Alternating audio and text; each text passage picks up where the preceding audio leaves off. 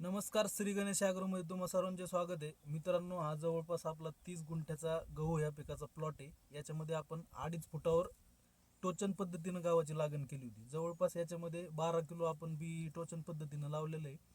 मी व्हिडिओमध्ये दाखवतो तुम्हाला कशा पद्धतीनं आपण लावलं आहे आणि कशा पद्धतीनं गव्हाचा फुटवा आहे आणि कशा पद्धतीनं आपला गहू हा नंबर 1 प्लॉट आपला जमलेला आहे. पहिल्या वेळेस आपण याला ड्रिचिंग केली होती, मल्टीप्लायर सोडलं होतं 1 किलो आणि त्याच्यानंतर फुटवे येण्यासाठी आपण 126100 ह्या खताचा, वॉटर सोल्युबल खताचा आपण 2 किलो डोस दिला होता, जो की आपण ठिबकने त्याची ड्रिचिंग केली होती. त्याच्यानंतर अतिशय जबरदस्त असे या आपल्या प्लॉटला फुटवे आलेले आहेत. त्याच्यानंतर आता थोड्याफार प्रमाणामध्ये थ्रिप्सचं प्रमाण जाणवत होतं. त्याच्यामुळं आपण इफको कंपनीचं युरी लॅम्बडा 6 येतं, जसं की आपण कराटेमध्ये पण आपल्याला बघायला भेटतं.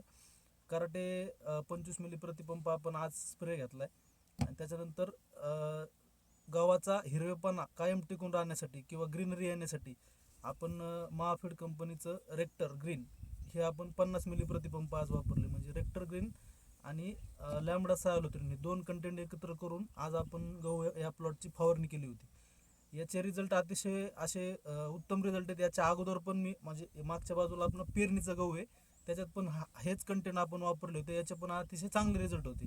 आणि जी टोचन पद्धतीनं लागण केलेला जो गहू आहे हा पण आज आपण ह्याच कंटेंटने आज आपण फवारणी केली होती. आणि याच्यामध्ये फवारणी करत असताना जे आपल्याला काही याचं रिझल्ट दिसून आलेले आहेत, याचे पण रिझल्ट आपण नेक्स्ट व्हिडिओमध्ये नक्कीच आपल्या यूट्यूब चॅनलला अपलोड करणार आहोत.